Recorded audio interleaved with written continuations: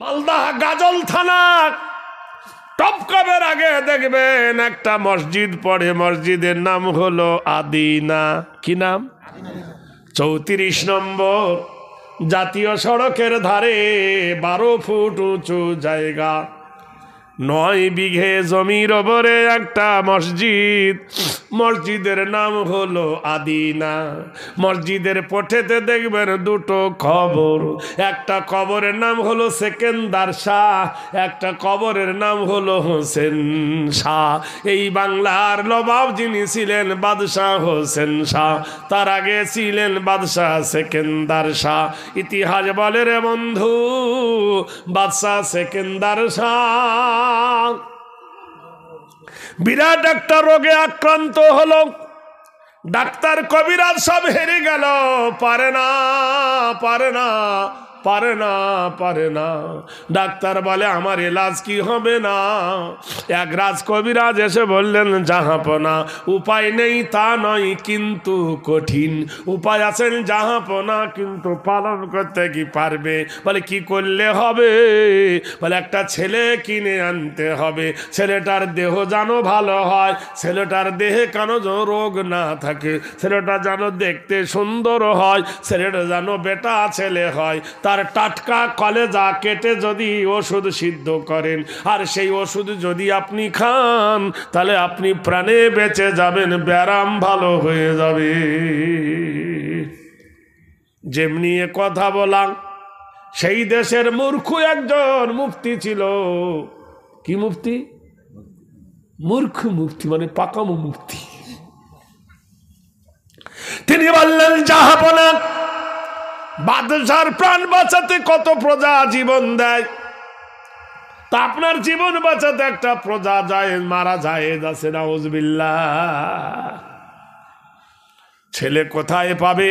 ভালো ছেলে স্কুলে গেলে পাবে না, নার্সারিতে পাবে না, কলেজে গেলে পাবে না, ইউনিভার্সিটিতে পাওয়া যাবে না। ভালো ছেলে পাওয়া যায় কোথায়? দিনী মাদ্রাসা। গরিবের ছেলে আলেম হয়, ধনীর ছেলে বেশি মাস্টার চাকরি পায়। আলেমের মা বাপকে কোনোদিন বৃদ্ধাশ্রমে দেয় না। মাস্টার হাকিম ব্যারিস্টারের মা বাপ বৃদ্ধাশ্রম ছাড়া ভাত পায় না। ঠিক কিনা বলুন? আর পড়াবি, MA পাস BA পাস করবি, তোকে গোষ্ঠী পাস করে দিবে। বাংলাদেশের নোয়াখালী থেকে বিখ্যাত মাদ্রাসা আমি গেছি কয়েকবার, বাংলাদেশের নোয়াখালী ফরিদপুরে জলসায় আমি গেছি অনেকবার, আল্লাহ আমাকে নিয়ে গেছেন। আমার কপালে যতবার প্লেন জুটেছে, অন্য বক্তার কপালে অতটা ট্যাক্সি জটিনি। এই পরশুদিন এলাম গুয়াহাটি থেকে কলকাতা, গেলাম এলাম, আবার গেলাম আবার এলাম, আবার গেলাম আবার গেলাম, আবার যাবো আবার আসবো ইনশাআল্লাহু আল আজিজ। ভাইরা আমার, বন্ধুরা আমার, দেখো আল্লাহ কি করতে পারে। ছেলেটাকে নিয়ে রাতের বেলায় চলে এলো, নোয়াখালীতে পাওয়া গেল। কাকে? একটা কোরআনে হাফেজ, গার্জেন নাই, নিয়ে নিচ্ছে রাতের বেলায় এই মালদাহার মাটিতে, যার রাজধানী হলো গড়। বাড়ি কোথায় ছিল? মুর্শিদাবাদের মাটিতে কর্ণ সুবর্ণ হল, সেইখানে হলো রাজার বাড়ি, আর এটা হলো রাজধানী। তখন ফারাক্কার ব্রিজ হয়নি, ওই গড়ের তলা দিয়ে, মাটির তল দিয়ে সুড়ঙ্গ রাস্তা ছিল। এর আবার ইতিহাস অনেক।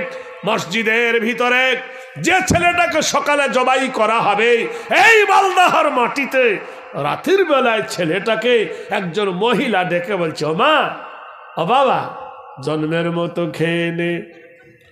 ছেলেটা বলছে, মা, জন্মের মতো খাবো কেন?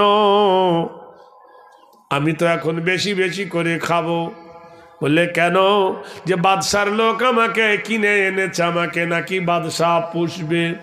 মেয়েদের পেটে কথা চাপে না, মেয়েদের পেটে কথা ধরে রাখতে পারে না। মেয়েটা বলছে, হাই বাপ, কি বললি কি বললি? বাপরে, তুই কি জানিস না? নিজের মৃত্যুর খবর তুই জানিস না? বাবারে, আজকে ভোরবেলায় সকাল হওয়ার আগে তোকে জবাই করবে, তোকে জবাই করে তোর কলেজা বার করবে, তোর কলেজা বার করে সিদ্ধ করে ওষুধ বানাবে, বাদশা খাবে, তবে বাদশার ব্যারাম ভালো হবে।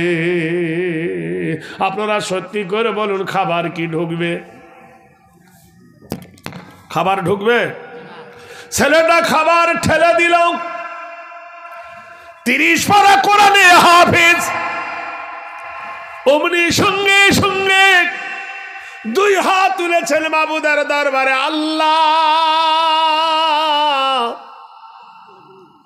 আমার বাবা নাই, মা নাই, আমি এতিম মানুষ। আল্লাহ, আমার চাচা চাচির কাছে আমি মানুষ হলাম। নিষ্ঠুর চাচা চাচি টাকার লোভে আমাকে বিক্রি করে দিল। আল্লাহ, আল্লাহ গো, বাদশার লোকেরা আমাকে জবাই করবে, আমার কলেজা কেটে বাদশা ওষুধ খাবে। এ আল্লাহ, তুমি কি পারো না বাদশার ব্যারামটা ভালো করে দিতে? অনুনাজ্জিলু মিনাল কোরআনি মা হুয়া শিফাউ ওয়া রাহমাতুল লিল মুমিনিন। তোমার কোরআন হলো বড় ঔষধ গো আল্লাহ, তুমি কি পারো না বাদশার ব্যারাম ভালো করে দিতে? আল্লাহ, বাদশা ভালো হয়ে গেলে আর আমাকে মারবে না। আল্লাহ, আমার মা নাই, তুমি এতিমের ফরিয়াদ কবুল করে নাও। আল্লাহ, আমি তোমার পবিত্র কোরআনকে আমার কলেজায় জায়গা দিয়েছি, তাই তুমি আমার নাম দিয়েছ হাফিজ। তোমার 99টা নামের মধ্যে একটা নাম ইয়া হাফিজু। আয় আল্লাহ, 30 পারা কোরআন কত কষ্ট করে ওস্তাদের কাছে মার খেয়ে খেয়ে আমার কলেজায় জায়গা দিয়েছি। আল্লাহ, হে দিল দুনিয়ার মালিক, তুমি হায়াতের মালিক, মউতের মালিক। আল্লাহ, আমার জীবন রক্ষা করো। আমার মা নাই, আমার বাপ নাই, কার সাহায্য চাইব? আল্লাহ, তুমি দিন দুনিয়ার মালিক। আল্লাহ, আমার ফরিয়াদ কবুল করে নাও, বাদশার ব্যারামটা ভালো করে দাও, তাহলে বাদশার আমাকে জবাই করবে না, বাদশা বেঁচে যাবে, আমি বেঁচে যাব। আল্লাহ, তোমার দরবার আমি হাত তুলেছি। আল্লাহ, আমার ফরিয়াদ কবুল করে নারায়ে তাকবীর। রাত যত গভীর হয়, প্রভাত তত নিকটে। বাদশার পেটের ভেতর বহে গেল, যন্ত্রণায় সহ্য করতে পারে না, উঠে দাঁড়িয়ে গেল, ঘুম হারাম হয়ে গেছে। হঠাৎ দেখে ঘরের ভিতর থেকে কান্নার আওয়াজ আসতেছে। ছুটে গিয়ে দেখলো কে কাঁদে।